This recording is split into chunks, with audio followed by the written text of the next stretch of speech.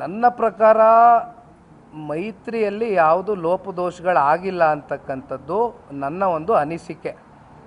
ಏನಾದ್ರೂ ಎಲ್ಲಾದರೂ ಆ ರೀತಿ ಲೋಪದೋಷಗಳಾಗಿದೆ ಅಂತಕ್ಕಂಥದ್ದು ಯಾರಲ್ಲಾದರೂ ಭಾವನೆಗಳಿದ್ದರೆ ಬಹುಶಃ ಮುಂಬರ್ತಕ್ಕಂಥ ದಿನಗಳಲ್ಲಿ ಎರಡು ಪಕ್ಷದಿಂದ ಒಂದು ರಾಜ್ಯ ಕೋರ್ ಕಮಿಟಿಯನ್ನು ಮಾಡ್ತಾರೆ.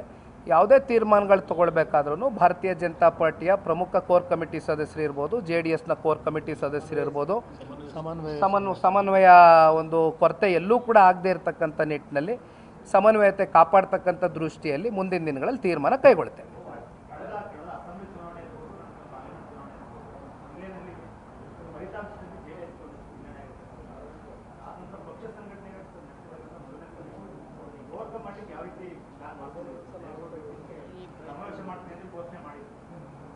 ಚುನಾವಣೆ ಅಂದಮೇಲೆ ಈಗ ನೋಡಿ, ಬೆಂಗಳೂರು ಗ್ರಾಮಾಂತರದಲ್ಲಿ ಯಾರು ಕೂಡ ಕಾಂಗ್ರೆಸ್ನ ಅಭ್ಯರ್ಥಿಯನ್ನು ಸೋಲಿಸ್ಲಿಕ್ಕೆ ಆಗೋದೇ ಇಲ್ಲ ಅಂತಕ್ಕಂಥ ಒಂದು ವಾತಾವರಣ ಇತ್ತು. ಅಂಥ ಸಂದರ್ಭದಲ್ಲಿ ಇವತ್ತು ಬಾಲಣ್ಣ ಅವರು ಇಲ್ಲಿದ್ದಾರೆ.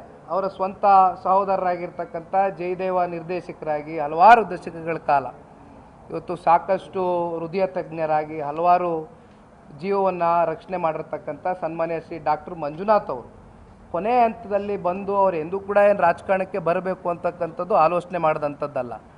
ಆದರೆ ಕೊನೆಯ ಹಂತದಲ್ಲಿ ಮಂಜುನಾಥ್ರವರ ಒಂದು ಹೆಸರು ಬಹುಶಃ ಆಕಸ್ಮಿಕವಾಗಿ ಪಟ್ಟಿಯಲ್ಲಿ ಸೇರಲಿಕ್ಕೆ ಕಾರಣ ಭಾರತೀಯ ಜನತಾ ಪಾರ್ಟಿಯ ಕೇಂದ್ರದ ನಾಯಕರು. ಇವತ್ತು ಮಂಜುನಾಥ್ರವರು ಬಂದು ಬೆಂಗಳೂರು ಗ್ರಾಮಾಂತರದಲ್ಲಿ ನಿಲ್ಲೇಬೇಕು ಅಂತಕ್ಕಂಥದ್ದು ಅವ್ರು ಹೇಳಿದಂಥ ಸಂದರ್ಭದಲ್ಲಿ ಅವತ್ತು ಗೌರವ ಕೊಟ್ಟು ನಿಂತ ನಂತರ ಬೆಂಗಳೂರು ಗ್ರಾಮಾಂತರದ ಫಲಿತಾಂಶ ಏನಾಯಿತು ಅಂತಕ್ಕಂಥದ್ದು ನಮ್ಮ ಕಣ್ಮುಂದೆ ಇದೆ. ಹಾಗಾಗಿ ಚುನಾವಣೆ ಅಂದಮೇಲೆ ಗೆಲುವು ಸೋಲು ಸರ್ವೇ ಸಾಮಾನ್ಯ. ಈಗ ಸೋತ್ವಿ ಏನು ಮಾತ್ರಕ್ಕೆ ನಾವು ಅದನ್ನು ಮನಸ್ಸಿಗೆ ತಗೊಂಡು ಮನೆಯಲ್ಲಿ ಕೂತ್ಕೊಳ್ತಕ್ಕಂಥದ್ದು ಆಗಬಾರ್ದು. ಸಾರ್ವಜನಿಕ ಬದುಕಿಗೆ ಬಂದಿದ್ದೇವೆ. ಜನಗಳ ಕಷ್ಟ ಸುಖವನ್ನು ಆಲಿಸ್ತಕ್ಕಂಥ ಪ್ರಾಮಾಣಿಕ ಕೆಲಸ ಯಾರೇ ಆಗಲಿ, ಅದು ನೀವು ಚುನಾಯಿತಿ ಪ್ರತಿನಿಧಿ ಆಗದೆ ಹೋಗಲಿ, ಅವಕಾಶಗಳು ಬರ್ತದೆ. ಅದನ್ನು ಮನಸ್ಸಿಗೆ ತಗೊಂಡು ನೀವು ಮನೆಯಲ್ಲಿ ಕೂತ್ಕೊಳ್ತಕ್ಕಂಥದ್ದು ಆಗಬಾರ್ದು. ಹಾಗಾಗಿ ಇತ್ತೀಚಿನ ದಿನಗಳಲ್ಲಿ ನೀವು ಹೇಳ್ದಂತೆ 3 ಉಪಚುನಾವಣೆಗಳು ಹಿನ್ನಡೆ ಆಗಿದೆ. ಅದಕ್ಕೆ ಕಾರಣ ನಾನಾ ಕಾರಣಗಳಿದೆ. ಬಹುಶಃ ನಾನು ಚುನಾವಣೆಯ ಫಲಿತಾಂಶ ಹೊರಗೆ ಬರ್ತಾ ಇದ್ದಂಗೆ ಸುಮಾರು ಅರ್ಧ ಗಂಟೆ ಒಳಗಡೆ ನಾನೊಂದು ಪತ್ರಿಕಾಗೋಷ್ಠಿ ಕರೆದೆ. ಭಾಳ ಸ್ಪಷ್ಟವಾಗಿ ಅದರಲ್ಲಿ ಹೇಳಿದೆ ನಾನು ಏನೇನಾಯಿತು ಚುನಾವಣೆಯಲ್ಲಿ, ಯಾವ್ಯಾವ ರೀತಿ ಇವತ್ತು ಈ ರಾಜ್ಯ ಸರ್ಕಾರ ಏನು 5 ಗ್ಯಾರಂಟಿಗಳ ಹೆಸರಲ್ಲಿ ಇವತ್ತು ಗೃಹಲಕ್ಷ್ಮಿ ಯೋಜನೆ, ನಾನು ಹೇಳ್ತಾ ಇಲ್ಲ ಅದ್ರ ಬಗ್ಗೆ, ನಾನು ಚರ್ಚೆ ಮಾಡ್ತಾ ಇಲ್ಲ. ಕಳೆದ 2 ದಿನದಿಂದ ತಾವುಗಳೇ ಮಾಧ್ಯಮದಲ್ಲಿ ಪ್ರತಿನಿತ್ಯ ತೋರಿಸ್ತಾ ಇದ್ದೀರಿ. ಏನು ಮಹಿಳೆಯರು ಪಾಪ ಪ್ರತಿ ತಿಂಗಳು 2,000 ರೂಪಾಯಿ ನಮಗೆ ಗೃಹಲಕ್ಷ್ಮಿ ಯೋಜನೆಯಿಂದ ಏನೋ ಅನುಕೂಲ ಆಗ್ತದೆ ಅಂತಕ್ಕಂಥದ್ದು ಏನು ಪಾಪ ನಮ್ಮ ಕಾದು ಕುಳಿತಿದ್ದಾರೆ ನಮ್ಮ ತಾಯಂದ್ರುಗಳು ಈ ರಾಜ್ಯದಲ್ಲಿ.